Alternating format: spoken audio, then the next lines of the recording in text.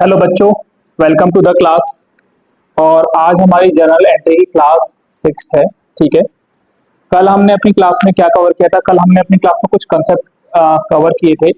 Bad debt recovered, then आपका outstanding expenses, prepaid expenses, interest on capital and interest on drawings. ठीक है, तो इन सभी कंसेप्ट के ऊपर इलस्ट्रेशन करने से पहले एक और कंसेप्ट हम अपना कवर कर लेते हैं और फिर इलस्ट्रेशंस पे चलेंगे। ठीक है, तो चलो, हमारा जो नेक्स्ट कॉन्सेप्ट है वो है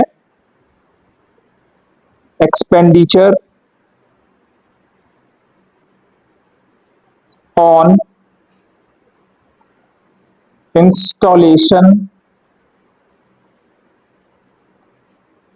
ऑफ मशीन और मशीनरी एंड erection of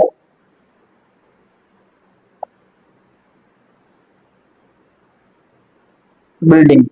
ठीक है, हम जो भी एक्सपेंडिचर एक मशीन को इंस्टॉल करने में करते हैं या फिर बिल्डिंग का एरेक्शन मींस बिल्डिंग को बनाने में जो भी हम खर्चे करते हैं उसका ट्रीटमेंट हम कैसे करते हैं। ठीक है, इंस्टॉलेशन इरेक्शन।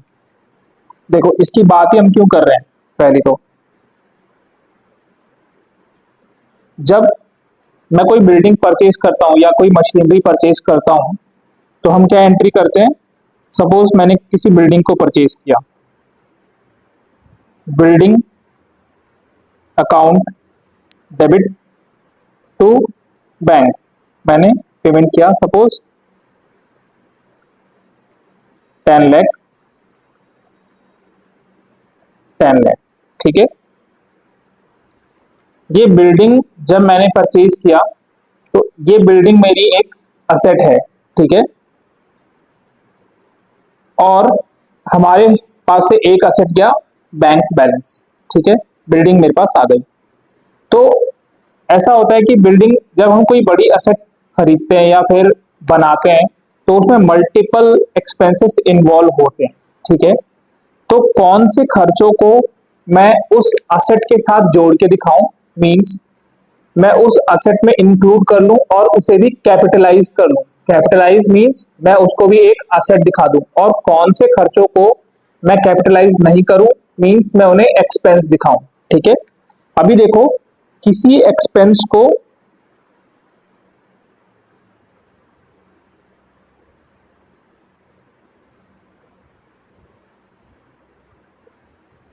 कैपिटलाइज करने में या एक्सपेंस ऑफ करने में क्या डिफरेंस है? मैं किसी खर्चे को कब खर्चा दिखा रहा हूं या कब कैपिटलाइज कर रहा हूं, इससे मुझे क्या फर्क पड़ेगा, मेरे बिजनेस को क्या इंपैक्ट पड़ेगा। ठीक है, देखो, जब मैं किसी एक्सपेंस को कैपिटलाइज कर देता हूं, किसी असेट के साथ उसे इंक्लूड कर लेता हूं और उसे भी मैं एक असेट मान लेता हूं, तो उसके ऊपर हम चार्ज करते हैं डेप्रिसिएशन। और डेप्रिसिएशन आपका क्या है? एक एक्सपेंस जो कि हर साल चार्ज होगा जब तक वो असेट आप यूज करने वाले हो। ठीक है, और अगर किसी खर्चे को मैं खर्चा रिकॉर्ड कर दूं तो वो खर्चा उसी साल के अंदर हम बोलेंगे कि ये इस साल का खर्चा है। कैसे इंपैक्ट पड़ेगा मेरा उससे? देखो, मैंने एक्सपेंस किया 10,000 का, मेरा रेवेन्यू है 1 लाख का। ओके, अभी अगर मैं इस एक्सपेंस को बोलता हूं कि हम इसे कैपिटलाइज करेंगे बिल्डिंग के साथ और बिल्डिंग के ऊपर चार्ज करेंगे डेप्रिसिएशन एट द रेट 10%, तो मेरा इस साल का एक्सपेंस कितना होगा? सपोज ये ईयर है 24-25, इस साल का एक्सपेंस मेरा कितना होगा? 1000, 10% ऑफ 10,000 इज 10,000, तो मेरा प्रॉफिट कितना निकल के आएगा? 99,000। ठीक है, बट मैं अगर इस एक्सपेंस को बोलता हूं कि नहीं ये कैपिटलाइज नहीं होगा, ये एक एक्सपेंस ही है, तो क्या इंपैक्ट पड़ेगा मेरा? 1 लाख का मेरा रेवेन्यू है, लेस 10,000, 90,000 मेरे को प्रॉफिट दिखेगा। ठीक है, तो अभी देखो मेरा प्रॉफिट कितना अलग अलग दिख रहा है, तो इसको डिसाइड करना बहुत इंपॉर्टेंट है, क्योंकि ये यहाँ पे आपके प्रॉफिट को इम्पैक्ट करेगा और आपका जो फाइनेंशियल स्टेटमेंट, जो आपके बिजनेस की ट्रू पिक्चर है, वो बहुत अलग दिख सकती है अगर आप इसको आइडेंटिफाई नहीं कर पाए प्रॉपरली कि वो एक कैपिटल एक्सपेंस है या फिर वो एक्सपेंस है। ठीक है, तो हमारी बुक में क्या लिखा है बच्चों? हमारी बुक में लिखा है,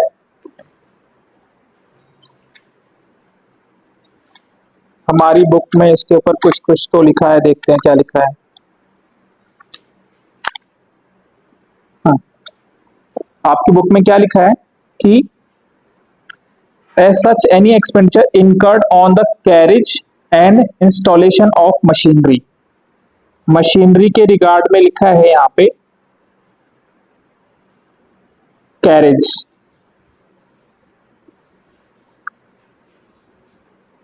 और इंस्टॉलेशन। ठीक है, ये दो वर्ड लिखे हैं, एंड इसके एग्जाम्पल जैसे कैरेज, इनवर्ड या फिर फ्रेट, और इंस्टॉलेशन यू नो कि मशीनरी को हम इंस्टॉल कर रहे हैं, मशीन को हम लगा रहे हैं, उसके लिए हम क्या पेमेंट करते हैं? वेजेस का पेमेंट करते हैं। ठीक है, इसे हम कैपिटल एक्सपेंडिचर मानते हैं। ओके, एंड बिल्डिंग के केस में क्या बोल रहा है? Purchase of material and payment of wages are treated as capital expenditure. अभी हम इसको समझते हैं। बिल्डिंग के केस में क्या बोल रहा है? परचेज ऑफ मटेरियल या फिर वेजेस का पेमेंट किया हमने, तो इसको हम कैपिटलाइज करते हैं। ओके, हमारी बुक में ये दिया हुआ है। देखो इसका कंसेप्ट क्या है, कौन कौन से एक्सपेंसेस को हम कैपिटलाइज करते हैं सिंपल, और कौन कौन से एक्सपेंस को हम एक्सपेंस ऑफ करेंगे अगर वो किसी असेट से रिलेटेड है। तो देखो, जो भी असेट है मेरे पास, कोई भी असेट, बिल्डिंग, इधर बिल्डिंग, मशीनरी और प्लांट, जब तक वो असेट रेडी टू यूज ना हो जाए, ठीक है, क्या हो जाए? रेडी टू यूज मीन्स जब तक वो यूज करने के लायक ना हो जाए, till then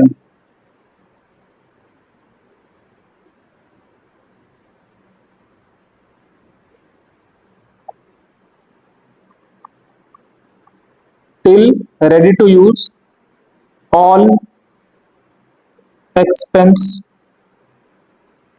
should be capitalized। ठीक है, सभी खर्चों को हम कैपिटलाइज कर देंगे जब तक असेट रेडी टू यूज ना हो जाए। ठीक है, एक बार asset once asset is ready to use,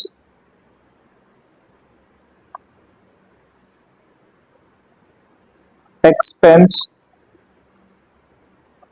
should be expensed off, that is transfer to profit and loss account, PNL में लिखना। ठीक है, तो ये हमारा एक इसका मंत्र है कि हम कब कैपिटलाइज करेंगे और कब कैपिटलाइज नहीं करेंगे, और ये आपके लिए बहुत इंपॉर्टेंट है आइडेंटिफाई करने के लिए किसी भी एक्सपेंस को कब कैपिटलाइज करना है। चलो अब मैं आपसे पूछता हूं, अब देखो आप अपने आप बताओगे मुझे कि कब कैपिटलाइज करना है।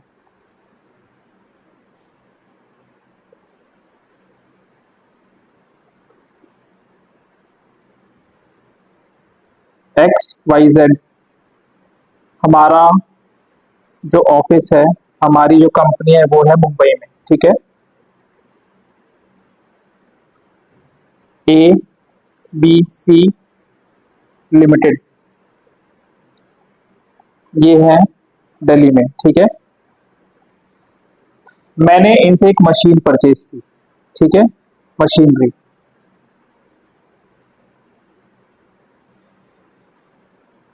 अब देखो क्या ध्यान रखना है, रेडी टू यूज।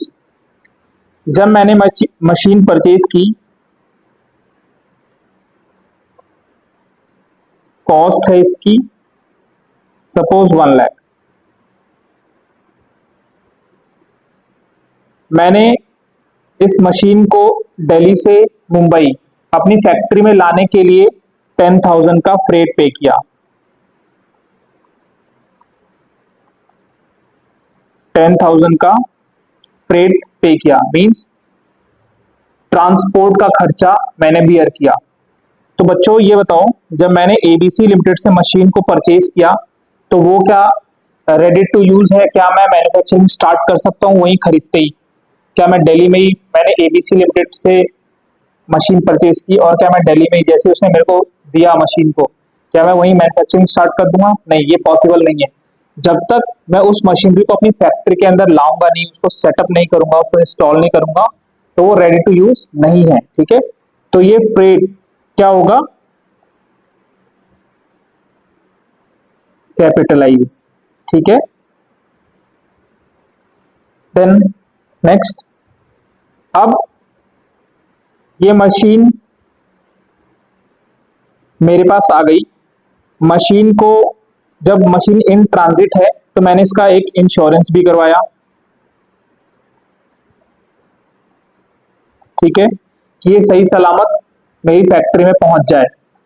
तो ये इंश्योरेंस मैंने मशीन का कब कराया?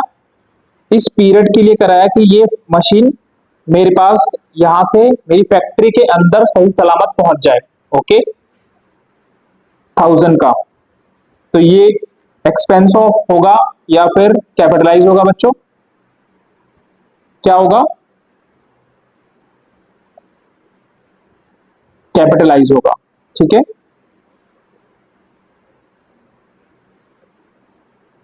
देन अब मशीन मेरी फैक्ट्री के अंदर आ गई, ठीक है। ये मशीन मेरी फैक्ट्री के अंदर आने के बाद मैंने कुछ लेबर्स को बुलाया, 4-5 लेबर को, और मैंने इस मशीन को इंस्टॉल करवाया, ठीक है। मैंने वेजेस का पेमेंट किया, वेजेस पेड सपोज 10,000, ठीक है। क्या मशीनरी मेरी कंपनी के अंदर आने के बाद रेडी टू यूज थी? नहीं, जब तक मैं उस मशीन को इंस्टॉल नहीं कर देता। मशीन को इंस्टॉल करने का मतलब क्या होता है? जैसे जब हमारे पास बड़ी बड़ी मशीन होती है, तो जैसे आपके पास एसी आता है, आप जब एसी एसी मंगाते हो तो क्या होता है, एक इंस्टॉलेशन वाला आता है पर्सन, वो उसको दीवार में फिक्स करता है, जाम करता है उसको, उसके बाद आप एसी को यूज कर सकते हो। ऐसा नहीं है कि आपके घर में एसी आ गया और नीचे पड़ा हुआ है और आपने उसको स्टार्ट कर दिया, नहीं। वो पहले उसका एग्जॉस्ट फैन लगाएगा, वायरिंग करेगा, उसकी पाइप को ठीक से फिटिंग करेगा, उसको एक जगह फिक्स करेगा, तभी आप एसी यूज कर सकते हो। वो एक इंस्टॉलेशन का प्रोसेस है, इंस्टॉल होता है। ऐसे ही मशीन, जो बड़ी बड़ी मशीन होती है वो तो और भी सोफिस्टिकेटेड होती है, उसके अंदर मतलब बहुत टाइम लगता है उसको इंस्टॉल करने में। तो हमने मशीन को इंस्टॉल करवाने के लिए वेजेस पेमेंट किया, ठीक है। तो ये एक्सपेंस क्या है मेरा? ये एक एक्सपेंस है, या फिर हम इसको मशीन के साथ कैपिटलाइज करेंगे, हम इसे मशीन के साथ कैपिटलाइज करेंगे, ठीक है। तो ये भी क्या होगा? कैपिटलाइज, ठीक है। अब मैंने एक और एक्सपेंस किया। अब मेरी मशीन जो है फिक्स हो गई, रेडी टू यूज हो गई, ठीक है। अब उसके अंदर जो भी मैं मैन्युफैक्चर करने के लिए उस मशीन को लाया हूं, now I can manufacture the goods, okay. But मैंने अभी क्या किया, सपोज मैंने और कोई एक्सपेंस करवाया, now this machine is ready to use. अब उसके ऊपर कोई भी और ऐसा खर्चा करने की जरूरत नहीं है, ठीक है। मैंने उसके ऊपर उसको अच्छा दिखने के लिए मैंने उसके ऊपर कोई कवर लगा दिया, ठीक है, उस कवर की कॉस्ट सपोज 5000 है, तो क्या ये एक्सपेंस कैपिटलाइज होगा या नहीं होगा कैपिटलाइज? क्या, अब यहाँ पे लॉजिक लगाओ, क्या ये कवर लगाना उस मशीन के मैन्युफैक्चरिंग, जो मशीन जो है वो मैन्युफैक्चरिंग करने के लिए रेडी है इस कवर के बिना भी? तो अगर आंसर है यस, वो मशीन रेडी है इस कवर के बिना भी, तो ये एक्सपेंस कैपिटलाइज नहीं होगा, ठीक है। बट वो बिना कवर लगाए चल ही नहीं सकती, ठीक है, रेडी टू यूज नहीं है, तो ये भी कैपिटलाइज होगा साथ में, ठीक है। तो अभी मेरे को कॉस्ट ऑफ मशीन क्या पड़ी बच्चों, इसको क्या करेंगे, एक्सपेंस ऑफ, क्या है, cost of machine 1,00,000 plus 10,000 plus 1,000 plus 10,000, 1,21,000, ठीक है। अब मान लो ये मशीन चली, मैंने इस मशीन को 1 महीने चलाया, 2 महीने चलाया, उसके बाद उसमें कोई ब्रेकडाउन हुआ, मशीन खराब हो गई, ठीक है।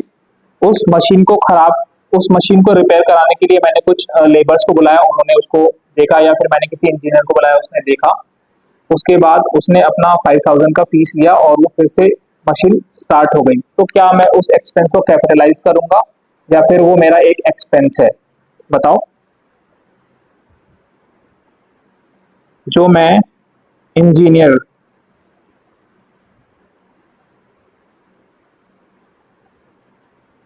Fees paid to engineer for repair 5,000, क्या ये एक्सपेंस कैपिटलाइज होगा या फिर हम इसको एक्सपेंस मान लेंगे? देखो, अब मशीन जब मैं डेली यूज कर रहा हूं तो कुछ ना कुछ तो ब्रेक होगा ही, इसमें कुछ ना कुछ मेरे को रिपेयर कराना पड़ेगा ही। तो दैट मीन्स ऐसा नहीं है कि मैं हर दिन अगर उसमें कोई खर्चा कर रहा हूँ या फिर हर महीने उसमें कुछ एक्सपेंस कर रहा हूँ तो मैं उसको कैपिटलाइज करता रहूंगा। Once it is ready for use, जब मैं उसको परचेज करके लाता हूँ, ठीक है, उसके बाद कोई भी एक्सपेंस अगर मैं उस असेट के ऊपर करता हूँ कि वो जो अपनी एक्चुअल कैपेसिटी है या फिर नॉर्मल नॉर्मल यूसेज उसका होता रहे, अगर मैं ऐसा कोई एक्सपेंस करता हूं तो उसे हम प्रॉफिट एंड लॉस अकाउंट में डालते हैं, हम उसको कैपिटलाइज नहीं करते, तो ये क्या होगा, एक्सपेंस ऑफ, ठीक है। दैट मीन्स कि हम इसको प्रॉफिट एंड लॉस अकाउंट में ट्रांसफर करेंगे, हम इसको एक्सपेंस मानेंगे, हम इसको मशीनरी नहीं मानेंगे, ठीक है। तो अभी आपको ये समझ में आया कि जो हमारी बुक में लिखा हुआ है, हमारी बुक में लिखा हुआ है कैरेज, कैरेज इनवर्ड मींस जो आप मशीनरी को कहीं से खरीद के लाए तो उसको कैरेज इनवर्ड बोलते हैं। कैरेज मींस जो आप ट्रांसपोर्ट का एक्सपेंस पे करते हो उसको कैरेज बोलते हैं, ठीक है। फ्रेट वही हो गया आपका, वेजेस हो गया, वेजेस और सैलरी में क्या डिफरेंस है बच्चों? वेजेस जो होता है, हम जब सैलरी किसको पेमेंट करते हैं, सैलरी जो हमारा परमानेंट एम्प्लॉय होता है जो हमारे पास हमेशा से काम कर रहा है उसको सैलरी देते हैं, ठीक है। और वेजेस मींस दिहाड़ी, आपने नाम सुना होगा दिहाड़ी, जो हम किसी टेम्पररी वर्कर को बुलाते हैं कुछ काम कराने के लिए, उनको वेजेस बोलते हैं। या फिर मैन्युफैक्चरिंग यूनिट के अंदर वेजेस किसको बोला जाता है, जो वर्कर डायरेक्ट मैन्युफैक्चरिंग यूनिट में मींस प्रोडक्ट को प्रोड्यूस करने में हम यूज कर रहे हैं उसको हम वेजेस बोलते हैं, ठीक है। और सैलरी जैसे एडमिन डिपार्टमेंट के अंदर एचआर हो गया, अकाउंटेंट हो गए, चार्टर्ड अकाउंटेंट हो गए, जो प्रोडक्शन में डायरेक्टली इन्वॉल्व नहीं है, जब हम उनको पेमेंट करते हैं तो उसको हम सैलरी बोलते हैं, ठीक है। तो अभी आपको कैपिटलाइजेशन का मतलब समझ में आया कि क्यों कैपिटलाइज कर रहे हैं और कैसे कैपिटलाइज कर रहे हैं, ठीक है। चलो आगे चलते हैं, अब हम इलस्ट्रेशन लेते हैं और इलस्ट्रेशन के थ्रू समझते हैं।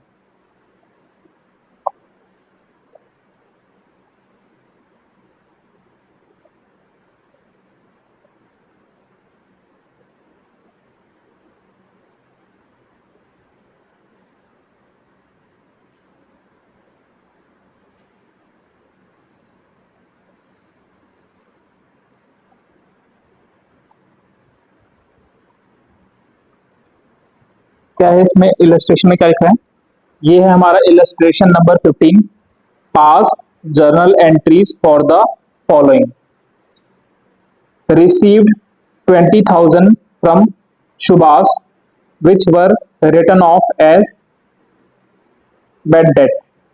हमने इसको बैड डेट राइट ऑफ कर दिया था इन प्रीवियस ईयर। हमें सुभाष से 20,000 मिले जिसको हमने बैड डेट करके राइट ऑफ कर दिया था इन प्रीवियस ईयर। ठीक है, तो बताओ, हमने इसे कल सीखा था इस कंसेप्ट को। फर्स्ट एंट्री क्या पास होगी बच्चों? जब मैंने बैड डेट लिखा होगा तो क्या एंट्री पास किया होगा? Bad debt is my expense, वो मेरा एक एक्सपेंस है, और यू कैन से कि मेरा लॉस है, बट वो रेगुलर नेचर का होता है तो हमारा एक एक्सपेंस होता है। ठीक है, बैड डेट जब मैंने उसको राइट ऑफ किया दैट मीन्स मैंने एक्सपेंस बुक किया होगा, बट अब अभी वो मेरे को रिकवर हो रहा है, वो पैसा मुझे मिल रहा है, तो क्या वो मेरा इनकम नहीं है? यस, वो एक मेरा इनकम है। जैसे आपके पास 1,000 रुपीज थे, ठीक है, आप वो 1,000 रुपए कहीं रख के भूल गए, आपने बहुत ढूंढा, आपको नहीं मिला। ठीक है, 1 महीने हो गए, 2 महीने हो गए, आपको नहीं मिला। 3-4 साल बाद जब आपने कोई बुक खोली तो वो 1,000 रुपए का नोट आपको उसमें मिला। ठीक है, अभी यहाँ पे डीमोनेटाइजेशन को मत लेके आना। ठीक है, तो आपको वो 1,000 रुपए का नोट मिला। ठीक है, तो आपको खुशी होगी या नहीं? अगर आपको याद रहता कि हाँ ये मेरे 1,000 रुपए रखे हैं मैंने, अगर आप उसे रोज देखते तो आपको पता होता कि ये 1,000 रुपए मेरे हैं, बट आप भूल गए, आपने सोचा कि वो मेरा लॉस हो गया भाई, अब भूल जाओ उसको, बट आपको 4 साल बाद मिले तो आपको अंदर से क्या खुशी होगी कि भाई 1,000 रुपए का फायदा हो गया, मेरे को 1,000 रुपए मिल गए। तो सेम केस यहाँ पे, आप जो राइट ऑफ कर चुके थे आपको मिलने नहीं वाला था, बट आपको अभी इस साल में मिल रहा है, तो आपकी वो एक इनकम है। ठीक है, क्या एंट्री पास होगी? देखो, मेरे को कैश मिला होगा, cash account debit to bad debt recovered account. कितना? 20,000 20,000। नरेशन लिखो, बीइंग बैड डेट रिकवर्ड, नाम डाल दो फ्रॉम सुभाष।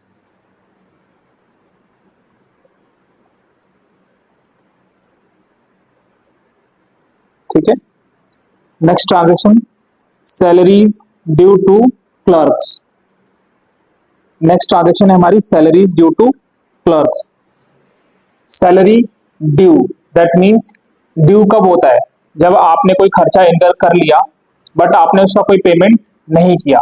ठीक है, जैसे मैंने वर्कर्स से 1 महीने काम कराया, हम कैसे करते हैं, 1 महीना हम काम करते हैं, फिर नेक्स्ट मंथ में हमें सैलरी मिलती है 7th को, 1st या 2nd को। ठीक है, तो मैंने काम करा लिया, मैंने बेनिफिट उसका यूज कर लिया, बट मैंने उसका पेमेंट नहीं किया, तो वहां पे हमारी एक लायबिलिटी क्रिएट हो जाती है, सैलरीज ड्यू। तो कितनी सैलरी ड्यू हुई? 50,000। तो हम अभी एंट्री क्या बुक करेंगे बच्चों? सैलरी अकाउंट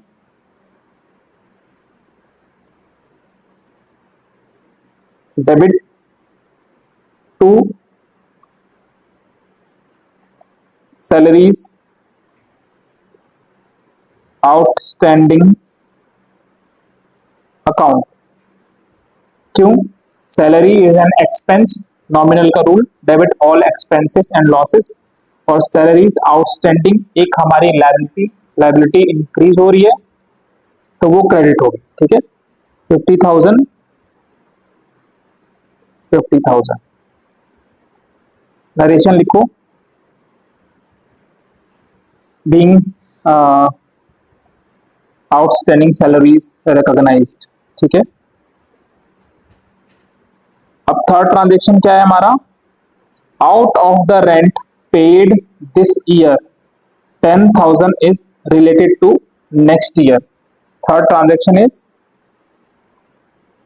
जो हमने रेंट का पेमेंट किया इस साल, उसमें से कुछ अमाउंट जो है वो नेक्स्ट ईयर के रेंट से रिलेटेड था। ठीक है, तो जो खर्चा हमने अगले साल का जो खर्चा अगले साल होने वाला था उसके लिए पेमेंट मैंने अभी कर दिया, तो उस खर्चे का जो बेनिफिट है मुझे अगले साल में ही मिलेगा।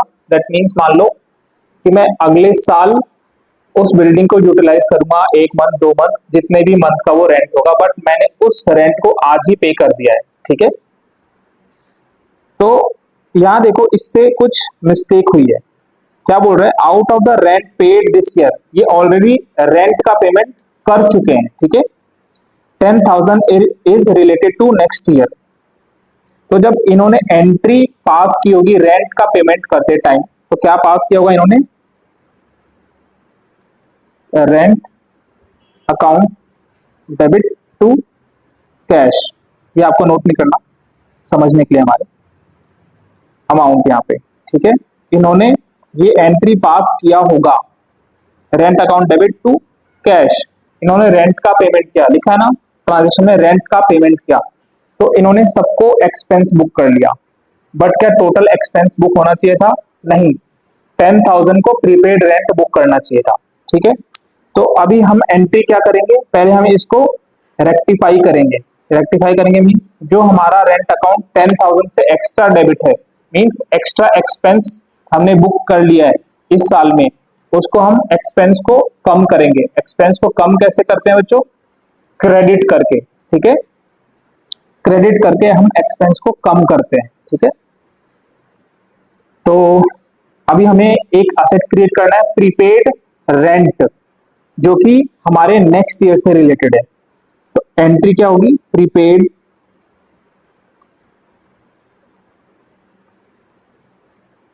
रेंट अकाउंट डेबिट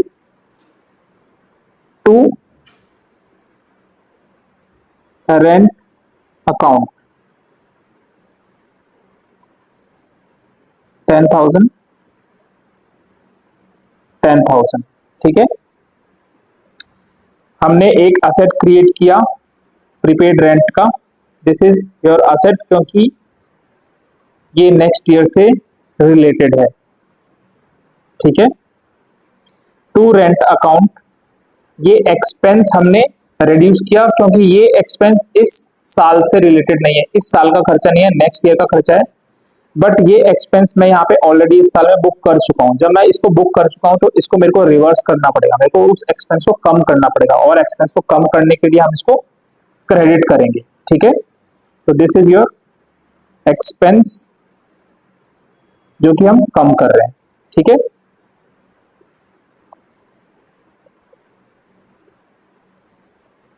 एडिशन लिखो, बीइंग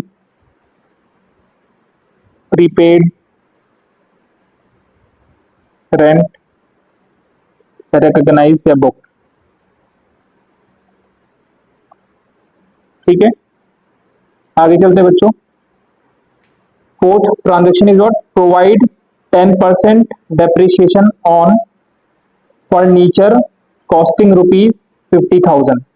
हमारे पास कोई फर्नीचर है, उसके ऊपर मुझे 10% का डेप्रिसिएशन प्रोवाइड करना है। ठीक है, डेप्रिसिएशन क्या होता है बच्चों, एक एक्सपेंस। वो एक्सपेंस क्यों है, क्योंकि जो नॉर्मल हमारे पास असेट पड़ी है उसका वेयर एंड टियर और पैसेज ऑफ टाइम की वजह से वैल्यू कम हो रही है। ठीक है, तो जितनी वैल्यू इस साल कम हुई हम उसका एक एस्टिमेट लगाते हैं और उसको हम एक्सपेंस बुक करते हैं, क्योंकि at the end of the life जब असेट की लाइफ खत्म हो जाएगी, खत्म हो जाएगी, तो उसकी वैल्यू जीरो हो जाएगी। तो वो मेरे लिए एक मतलब खर्चा हो जाएगा अगर मैं उसको हर साल रिकॉर्ड नहीं करता हूँ, और जाके मैं मान लो 10 साल बाद उसको बोलता हूँ कि ये तो मेरा इतना बड़ा खर्चा हो गया, तो अब जो मैचिंग कंसेप्ट है उसमें हमारा मैचिंग कंसेप्ट यहाँ पे अप्लाई नहीं होगा, और उसकी वजह से मेरा जो प्रॉफिट है वो बहुत डिस्टर्बेड दिखेगा, जो हमने कल एग्जांपल लेके समझा था। ठीक है, तो क्या करेंगे एंट्री हम, डेप्रिसिएशन एक एक्सपेंस है, depreciation account debit to furniture account. ठीक है, कितना, 10% बोला है उसने किसी अमाउंट का, क्या है वो amount, 10% of 50,000 is 5,000।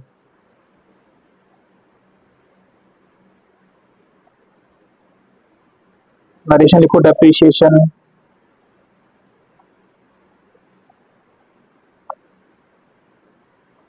Charged on furniture.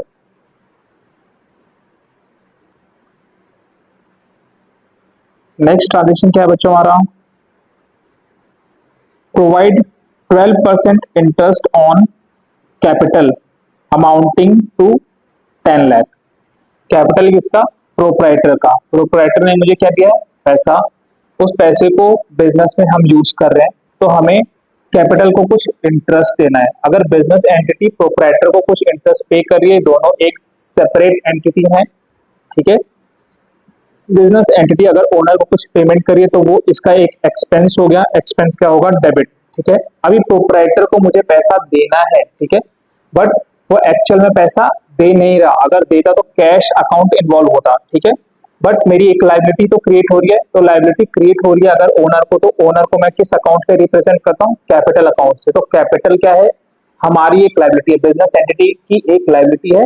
तो कैपिटल क्या होगा, इंक्रीज हो जाएगा, बिकॉज लाइबिलिटी को इंक्रीज करना है, ठीक है। तो एंट्री क्या पास हुई बच्चों, 10 लाख का 12% is 1,20,000। Fifth transaction, interest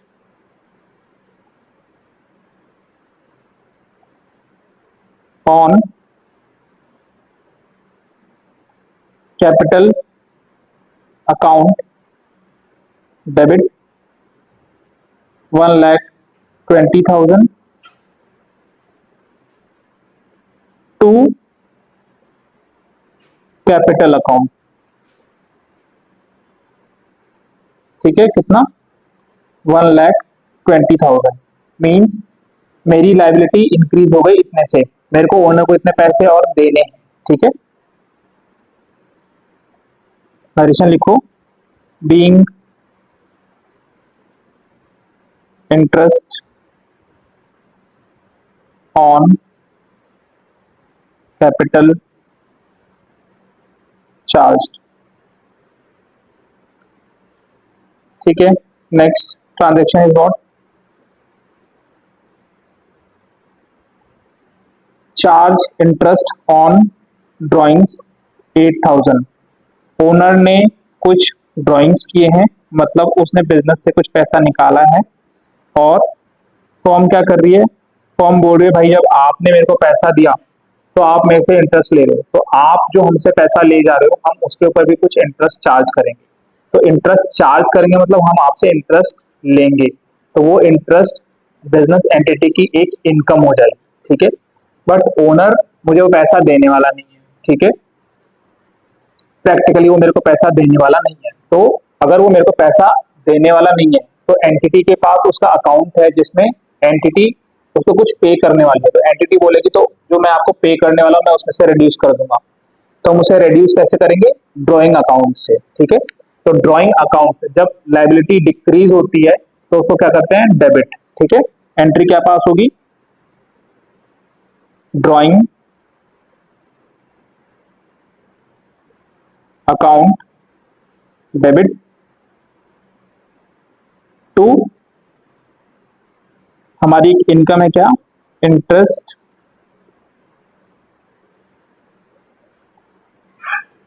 on drawing. कितना बच्चों, अमाउंट दिया है 8,000, 8,000, ठीक है। बीइंग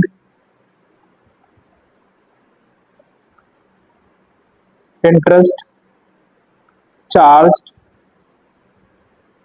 ऑन ड्राइंग, ठीक है। तो कल हमने ये सारे कंसेप्ट समझे थे और उसके ऊपर हमने एक इलस्ट्रेशन किया, ठीक है। ये अभी आपको समझ में आया, तो आगे चलते हैं। नेक्स्ट इलस्ट्रेशन की तरफ चलते हैं। एक और इलस्ट्रेशन करते हैं बच्चों।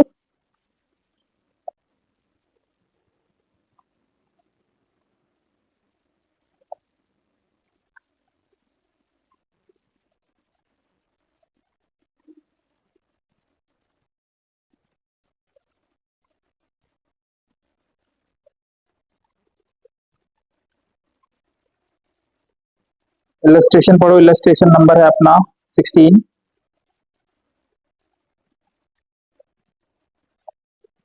हाँ, क्या है इलस्ट्रेशन में?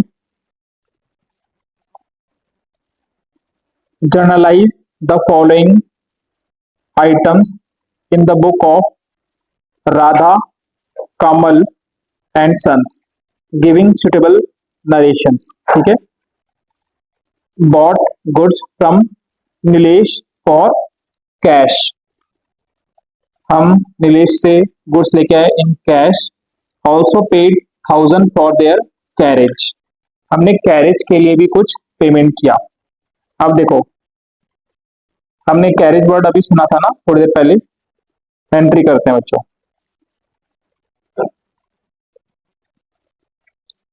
मैं गुड्स लेके आया,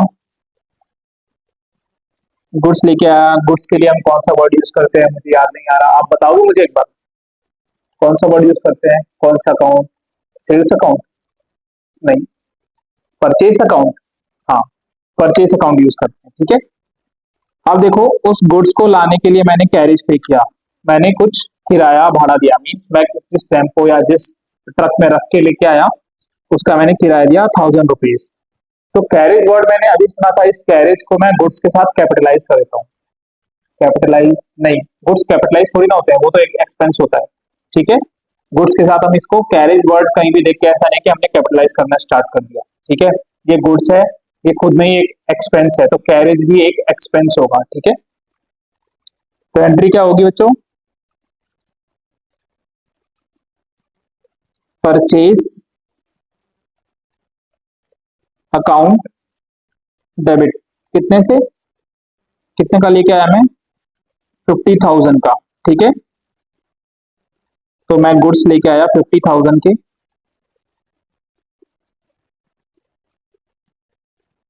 and also paid ₹1000 for their carriage, मैंने 1000 रुपीज का पेमेंट किया उनके कैरेज के लिए। इस कैरेज के लिए हम वर्ड क्या यूज करते हैं? कैरेज के लिए वर्ड तो मैं सेम यूज करूंगा, कैरेज इन वर्ड अकाउंट। ठीक है। बट यहाँ पे कोई असेट नहीं है मेरा, यहाँ पे एक एक्सपेंस है, तो यहाँ पे कैपिटलाइज करने का कोई सवाल नहीं उठता। ठीक है। क्या यूज होगा? कैरेज इन वर्ड अकाउंट डेबिट 1000 रुपीज। तो मैंने कितना पेमेंट किया होगा? अगर मैंने कैश में पेमेंट किया तो कितना पेमेंट किया होगा? 51,000 का।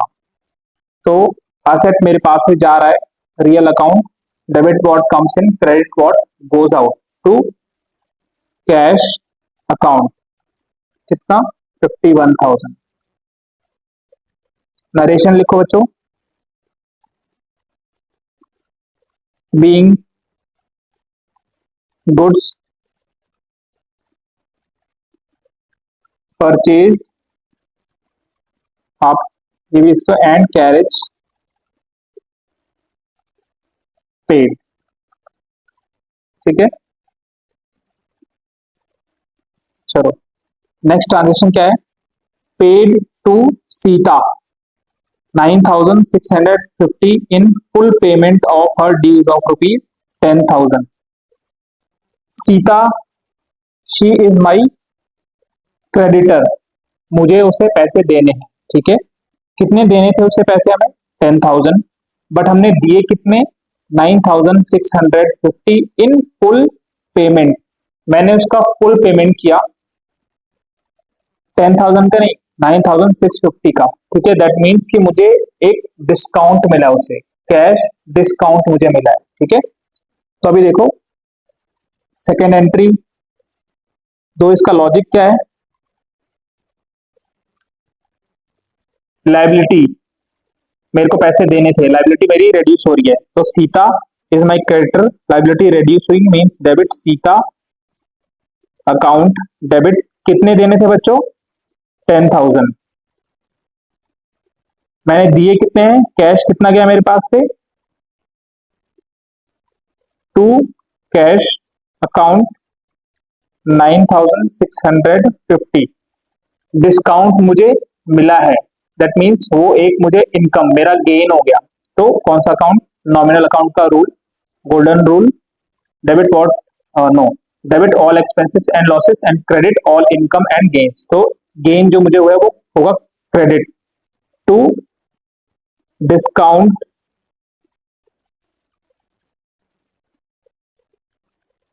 रिसीव्ड, कितना 350, ठीक है। Being amount paid to Sita, ठीक है। आगे चले बच्चों, next transaction is what, purchased a machinery by giving a check of rupees 3 lakh and paid 25,000 in cash as wages on its installation। देखो इंस्टॉलेशन वर्ड लिखा है, ठीक है। हमने एक मशीनरी परचेज की बाई चेक, हमने चेक से पेमेंट किया। तो जब चेक से हम पेमेंट करते हैं तो कैश वर्ड यूज नहीं करते, हम बैंक वर्ड यूज करते हैं, ठीक है। हमने कितना दिया, 3 लाख रुपए तो डायरेक्ट मशीनरी को खरीदने के लिए दिए, और उसको इंस्टॉल करवाने के लिए मैंने 25,000 दिए। मतलब बिना इंस्टॉल किए वो मशीन हम यूज नहीं कर सकते थे। तो रेडी टू यूज करने के लिए, रेडी टू मैन्युफैक्चर करने के लिए मैंने उसको 25,000 दिया और उस मशीन को इंस्टॉल करवाया। तो बताओ मैं एंट्री कैसे पास करूंगा, थर्ड एंट्री क्या होगी,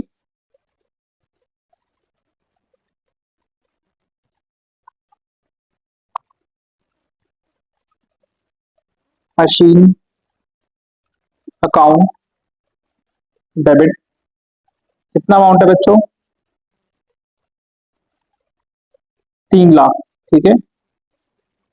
चलो मशीनरी लिख लो यार, मशीनरी अकाउंट डेबिट कितना, 3 लाख। क्या बोल रहे हो, 3 लाख नहीं होगा, कितना होगा फिर,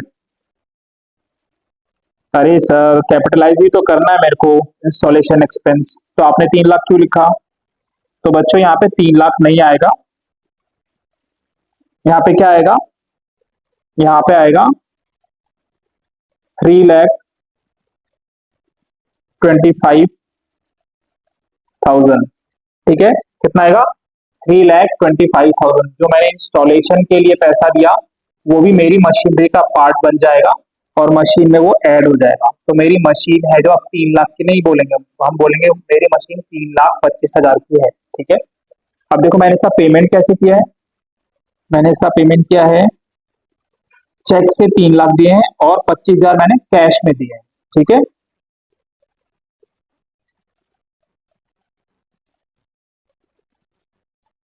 to bank account 3 lakh to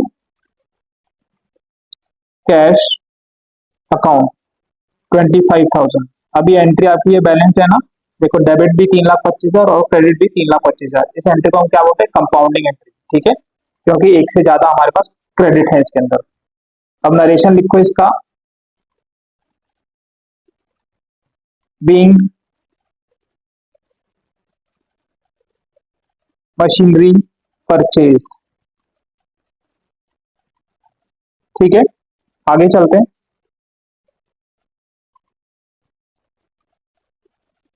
next transaction क्या है हमारे पास, ब्रिक्स फॉर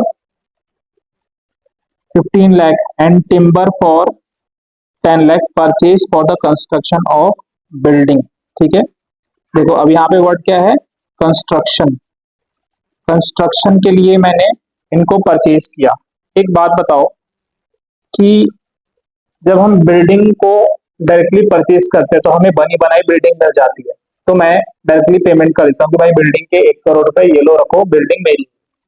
बट जब हम उसे कंस्ट्रक्ट करते हैं तो हम मटेरियल बाय मटेरियल या फिर लेबर को जो हम पेमेंट करते हैं, वेजेस को पे करके उस बिल्डिंग को धीरे धीरे बनवाते हैं, ठीक है। उसमें 2 साल 4 साल 5 साल जो भी लगता है। तो जितने भी खर्चे हम बिल्डिंग को बनवाने के लिए करते हैं वो सारे जो खर्चे होते हैं हम उसको बिल्डिंग ही बोलते हैं। जैसे मैंने कुछ ब्रिक्स मंगाई, तो bricks itself is not the building, bricks खुद में एक बिल्डिंग नहीं है, बट जब हम उससे बिल्डिंग बनाएंगे, जब हम उसे यूज करेंगे तभी बिल्डिंग बनेगी।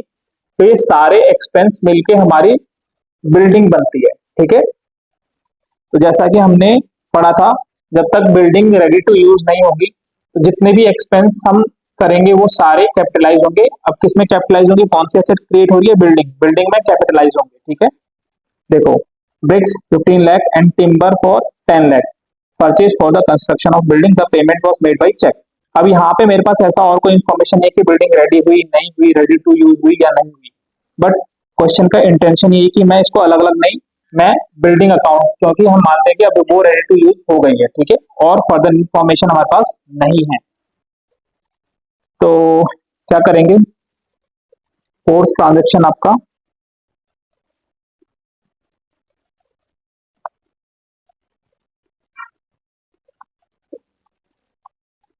बिल्डिंग अकाउंट डेबिट, कितने से बच्चों, क्या क्या मैंने यूज किया इस बिल्डिंग को बिल्डिंग को बनाने में, 15 लाख प्लस 10 लाख, 25 लाख रुपए। ठीक है, और पेमेंट कैसे किया मैंने, चेक से। तो बिल्डिंग अकाउंट डेबिट 25 लाख की मेरी एक असेट बन गई, और मैंने इसका पेमेंट कैसे किया, बाई बैंक। तो टू बैंक अकाउंट, मतलब मेरे 25 लाख रुपए गए और एक बिल्डिंग क्रिएट हो गई। ठीक है,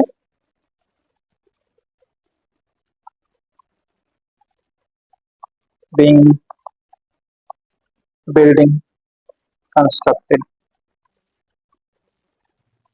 देखो, ये जो मैं नरेशन लिख रहा हूँ, आप बुक में जो नरेशंस लिखी हैं आप उसे यूज टू हो जाओगे तो आप वो भी यूज कर सकते हो, या फिर जैसे मैं खुद के नरेशन लिख रहा हूँ तो ऐसे भी आप नरेशन डाल सकते हो। इसमें ऐसा कोई नहीं है कि आपके इसके लिए मार्क्स कटेंगे। ठीक है, आपकी एंट्री करेक्ट होनी चाहिए, और जो वो ट्रांजेक्शन है उस नरेशन से मेरे को पता चलना चाहिए कि आपने वो क्या ट्रांजेक्शन क्या पास किया है। ठीक है, एंट्री क्या पास की है। आगे चलते हैं, हमारा नेक्स्ट ट्रांजेक्शन क्या है, purchased an old machinery for 1 lakh and spend 5,000 on its carriage and 20,000 on its immediate repairs, entire payment is made by cheque. चलो आप अब इसे बताओ कि हम इसमें क्या क्या कैपिटलाइज करेंगे और क्या क्या एक्सपेंस बुक करेंगे। हमने एक पुरानी मशीन परचेज की जिसकी कीमत थी, जिसकी कॉस्ट थी 1 लाख रुपए। हमने 5,000 रुपए स्पेंड किया उसको बाहर से अपनी फैक्ट्री के अंदर लाने के लिए। ठीक है, और मैंने कुछ रिपेयर भी किया उसका। ठीक है, 20,000 रुपए लगे उसको रिपेयर कराने में। तो आई नो कि 1 लाख तो कैपिटलाइज होगा, 1 लाख मशीनरी बनेगा, स्पेंड 5,000, मैं उसको फैक्ट्री तक लेके आया, तो जब तक मैं फैक्ट्री में नहीं लाऊंगा तब तक मैं उसको यूज नहीं कर सकता, तो 5,000 रुपए भी मशीनरी का पार्ट बनेगा, मतलब ये कैपिटलाइज होगा। अब ये 20,000 जो है मैंने उसको रिपेयर कराया, तो रिपेयर, अभी हमने जो एग्जाम्पल देखा था, मैंने एक रिपेयर का एग्जाम्पल लिया था, उसमें हम रिपेयर को एक्सपेंस मान रहे थे, क्योंकि वो आपका रेगुलर नेचर का एक खर्चा होता है, आप हर महीने कुछ ना कुछ मशीनरी के अंदर रिपेयर कराते ही रहते हो। तो ये रिपेयर भी क्या एक्सपेंस मान लें या फिर ये कैपिटलाइज होगा, बताओ सोच के जरा, ये रिपेयर खर्चा मान लें या फिर कैपिटलाइज करें बच्चों। तो ये रिपेयर खर्चा होगा, नहीं, ये रिपेयर खर्चा नहीं मानेंगे। क्यों, क्योंकि जब मैं मशीन को बाहर से लेके आ रहा हूं, जब तक मैं इसे रेडी टू यूज नहीं कर दूं, जब तक मैं इसे रेडी टू यूज नहीं कर दूं तब तक जो भी एक्सपेंस मैं करूंगा सब कैपिटलाइज होगा। ठीक है, तो ऑल्दो ये रिपेयर का एक्सपेंस है, बट अभी वो मशीन मैं बाहर से मशीन लेके आया तो मेरे लिए वो नई मशीन ही है, चाहे वो कितनी भी पुरानी हो। ठीक है, वो मेरे लिए नई मशीन है। मैं जब इसको लेके आया, मैं उसको रेडी टू यूज करने के लिए मैंने इसमें कुछ रिपेयर कराया है 20,000 का, तो वो खर्चा भी कैपिटलाइज होगा। ठीक है, तो अभी देखो मशीनरी की वैल्यू कितनी आएगी मेरे पास, 1 लाख प्लस 5,000 प्लस 20,000, 1,25,000। मैंने पेमेंट कैसे किया है, बाई चेक। तो फिफ्थ आपका transaction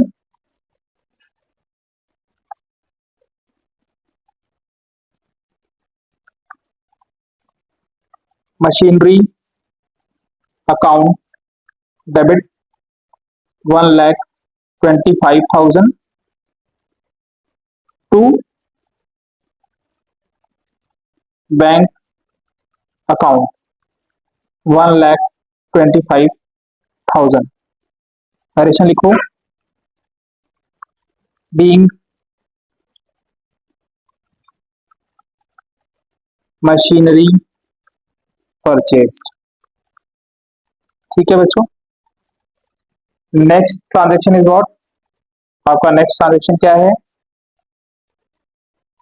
paid 2,500 for repairing the office furniture. हमारे पास कुछ फर्नीचर है ऑफिस का, हमने उसे रिपेयर कराने के लिए कुछ पेमेंट किया।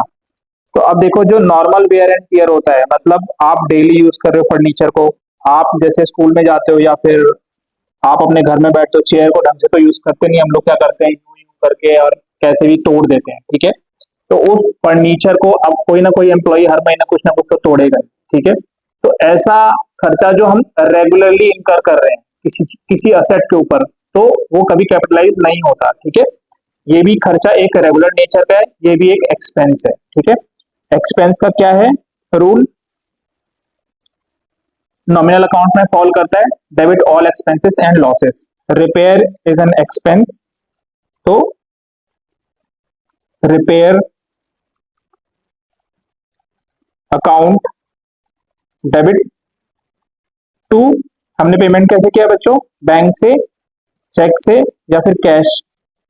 Paid 2,500 for repairing the office furniture, यहाँ पे कोई इन्फॉर्मेशन नहीं है तो हम कैश मान लेते हैं। ठीक है, वी विल अज्यूम कि हमने कैश में पेमेंट किया होगा, to cash account 2,500, 2,500 being amount paid for repair। ठीक है, तो अभी ये आपका यहाँ पे इलस्ट्रेशन खत्म हुआ, ये इलस्ट्रेशन आपको समझ में आया। तो जो हमने कल कवर किया, आज कंसेप्ट जो कवर किया, वो अभी इन दो क्वेश्चन से हमने समझ लिया। ठीक है, अभी आप अपनी बुक्स में जो इलस्ट्रेशन इन सभी कंसेप्ट के ऊपर बेस्ड है, आप कर सकते हो। ठीक है, नेक्स्ट एक जो छोटा सा हमारा कॉन्सेप्ट है कि हम when to use cash account, bank account और चेक्स इन ट्रांजिट, ये देख लेते हैं। ठीक है, तो देखो, इसमें कोई ऐसा बहुत बड़ा कंसेप्ट नहीं है। लिखो फर्स्ट, जब आप कैश डिपॉजिट करते हो, कैश डिपॉजिटेड इनटू बैंक, तो क्या एंट्री होगी बच्चों, आपने कैश बैंक में डिपॉजिट किया, तो आपकी एक असेट जो कैश है वो किस में कन्वर्ट हो गई, बैंक में। बैंक का आपका जो पैसा है वो बैंक के पास पड़ा हुआ है, तो बैंक को आप डेटर बोल सकते हो कि भाई मेरे को उससे पैसे मिलने हैं, आपका पैसा बैंक के पास पड़ा हुआ है, तो आप बैंक को असेट बना लेते हो और कैश को क्रेडिट कर देते हो, क्योंकि कैश आपके हाथ से गया। ठीक है, तो हम क्या बोलते हैं, एंट्री क्या पास होती है, bank account debit to cash. ऐसे ही जब आप कैश विड्रॉ करते हो बैंक से, कैश विड्रॉन फ्रॉम बैंक, जैसे ही आप कैश विड्रॉ करते हो तो आपका बैंक बैलेंस कम हो जाता है, तो उतने से आपका असेट कम होता है। कौन सा असेट, बैंक में जो आपका पैसा पड़ा है वो कम हो जाता है। तो अगर कोई असेट कम हो रही है तो हम उसको क्या करेंगे, क्रेडिट। ठीक है, और आपका कैश बैलेंस जो है बढ़ जाता है, एक असेट इंक्रीज हो रही है, तो एंट्री क्या करेंगे, cash account debit to bank account. ठीक है, अब थर्ड सिनेरियो, कभी कभी कस्टमर आपको चेक देता है। ठीक है, तो उस केस में अगर आपको चेक रिसीव्ड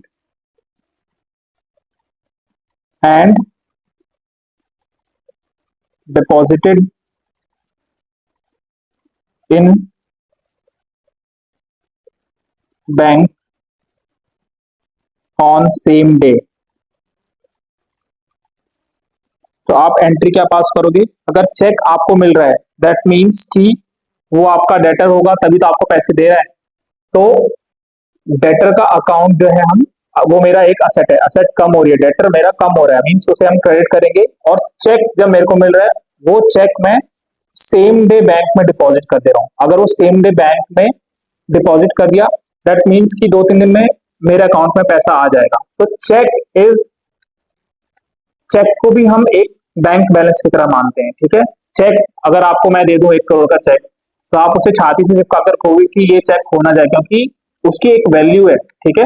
कैश जो आपके पास नोट है उस पे देखो गवर्नर का सिग्नेचर होता है, और वहां पे आरबीआई इसकी गारंटी लेता है कि जो आपके पास पीस ऑफ पेपर है, नोट है, उसकी वैल्यू 10 रुपीज है, 100 रुपीज है, या 1000 रुपीज, 2000 जो भी है, वो उसकी वैल्यू है।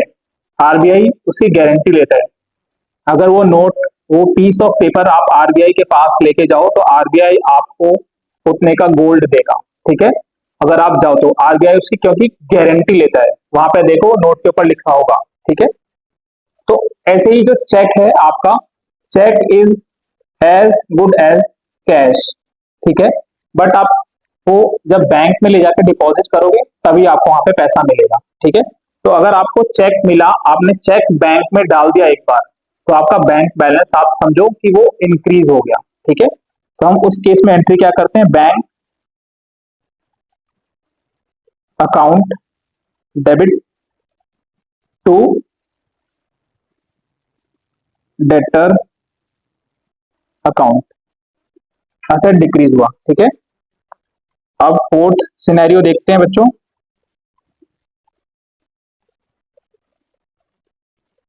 Check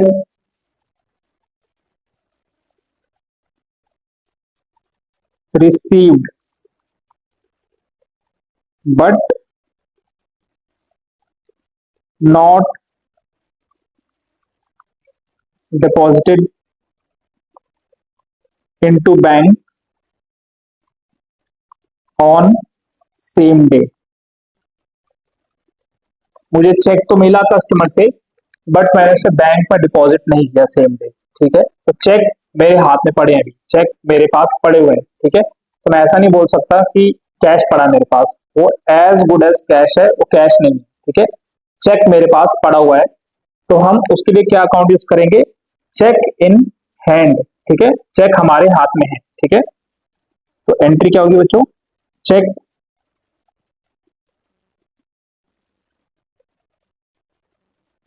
cheque in hand account debit to debtor.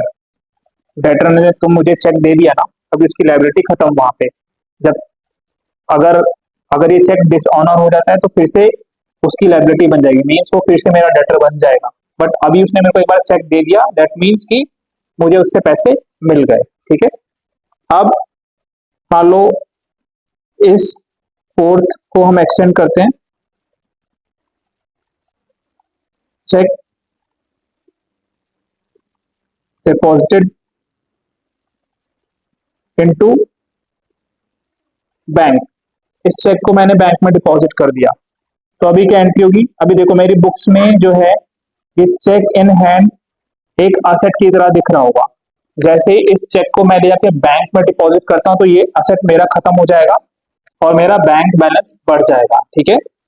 तो क्या एंट्री होगी उस केस में? Bank account debit to cheque in hand account, ठीक है बच्चों। अब next case, sixth, customer directly हमारे बैंक में जाके चेक दे देता है। Customer directly deposited check in our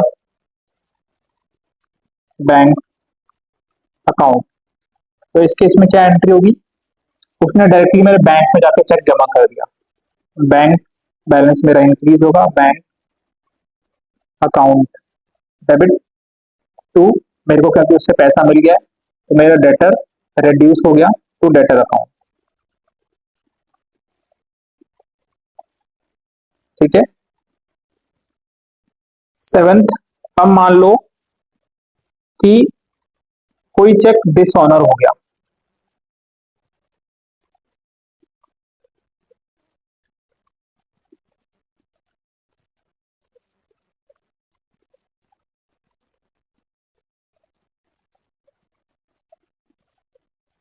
check received from customer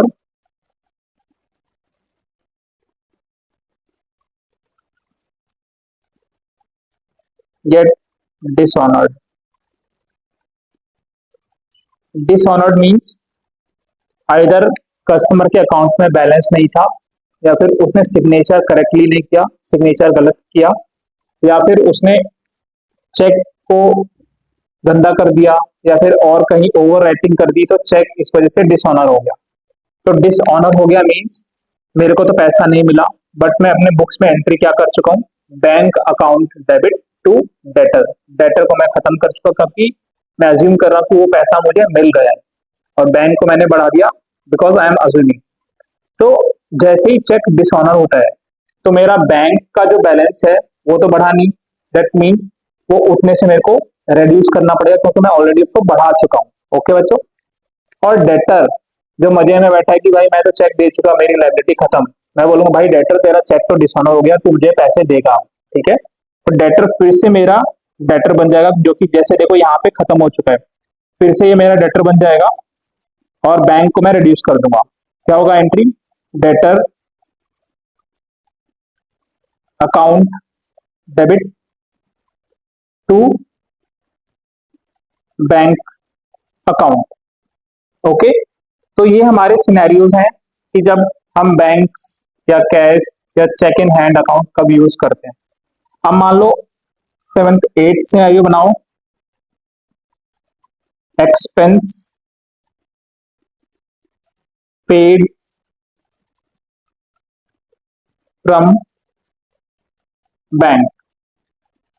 कोई भी एक्सपेंस आप पे करते हो बैंक से, तो उस केस में क्या एंट्री होगी बच्चों, expense account debit to bank.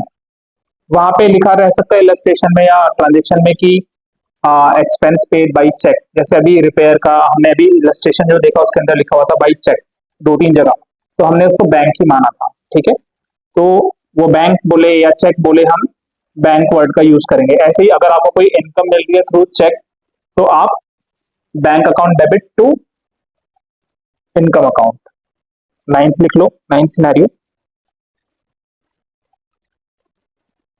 Income received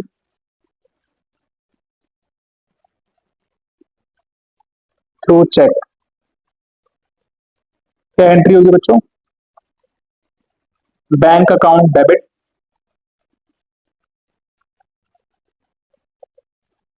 to income. ठीक है। तो टू इनकम अकाउंट। तो ये सभी मेरे सिनेरियोज थे, कैसे हम कैश बैंक चेक को कैसे डील करते हैं। ठीक है। तो अभी आप इलस्ट्रेशन कर सकते हो इन सभी कंसेप्ट के ऊपर बेस्ड, हमने ये कवर किया, आगे कुछ और नए कंसेप्ट देखेंगे। ठीक है। तो आज के लिए इतना ही, गुड बाय, थैंक यू।